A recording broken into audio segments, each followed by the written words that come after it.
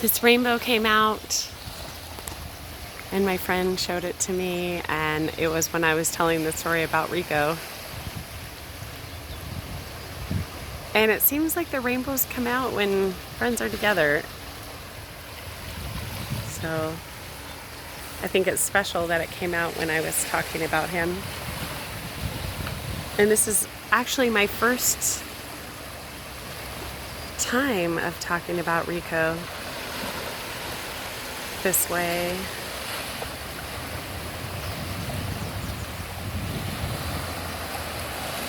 In this channel. And it feels good. It feels really good. I've been wanting to talk about him the whole time, but it's finally coming out. It had to be a place like this. It had to be a place like this for me to talk about him. It had to be a place where I got to really be a mermaid. Everything pointed to this place. Everything pointed here, and we finally found it. We finally found our truth. And that's why I can talk. And that's why I can do art again. And that's why I can feel my heart again.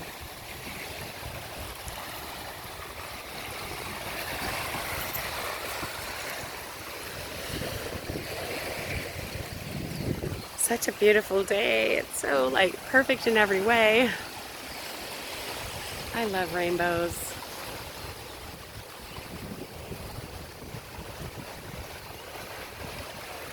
I'm feeling peace on earth right now.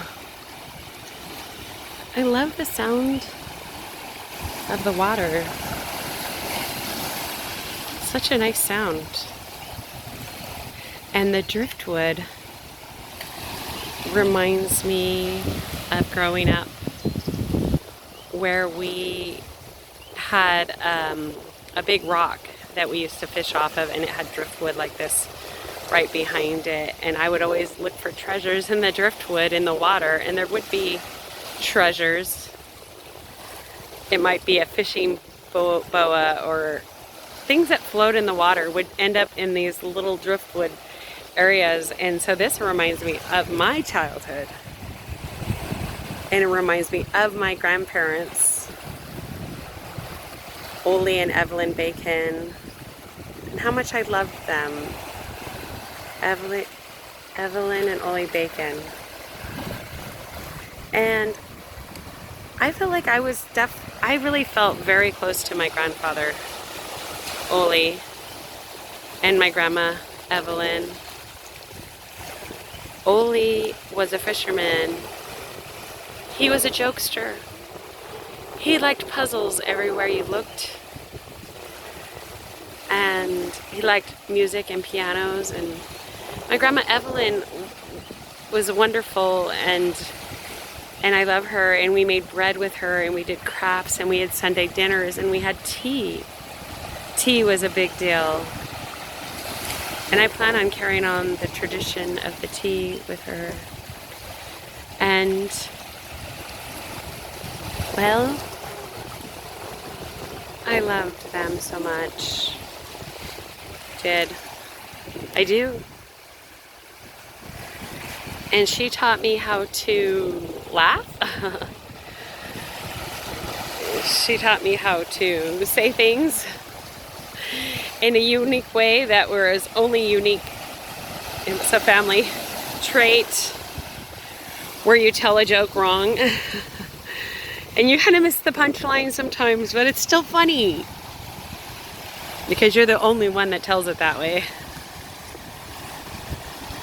So I was so happy when my mom decided to move back there.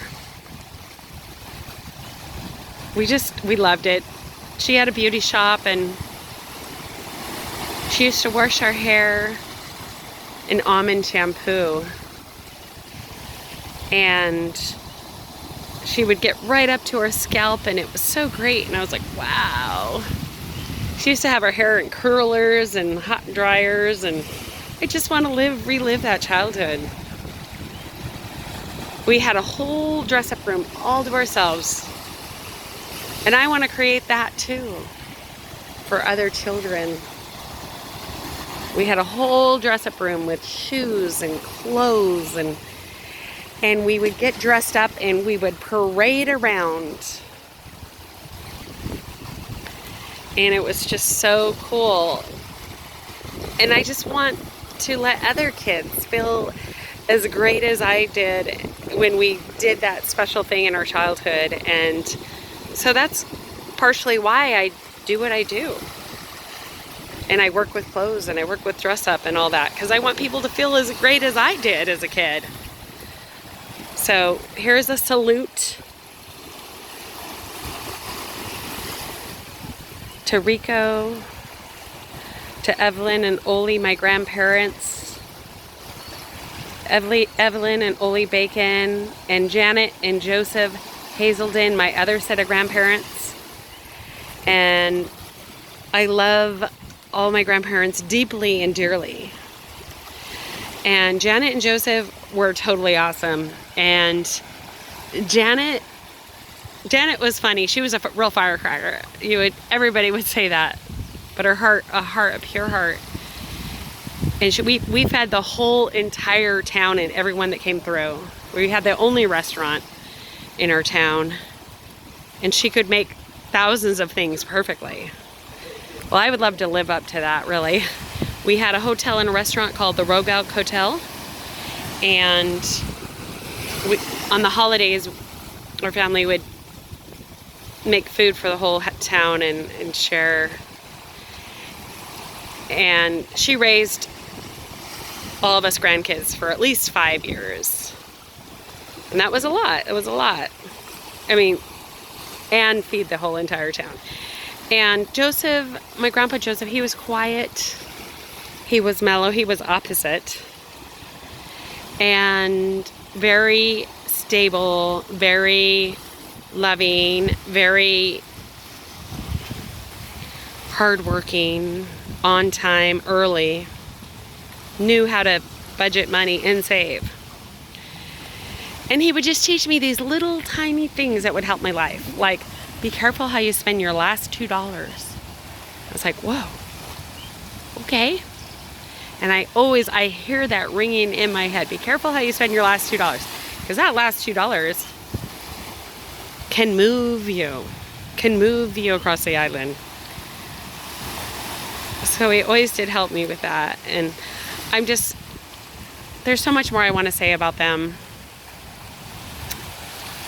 I remember my grandfather saying, my grandpa Joseph, I remember him saying, if we don't help her, he was talking about me. He's like, if we don't help her, who will? Who will help her if we don't help her? And wow, that was powerful. I felt it. He told me he prayed for me every day. And I was thinking, wow, I wish I would have known that.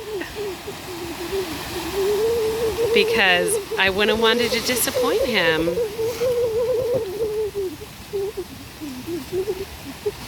I'm so thankful for my grandparents. It was so nice to grow up in a restaurant. My favorite food was mushroom burgers, and I knew how to make those. Omelets.